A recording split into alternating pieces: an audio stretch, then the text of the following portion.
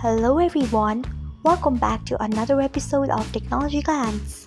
Today in this video, I'm going to guide you through how you can enable device broadcast status on Spotify. So let's get started.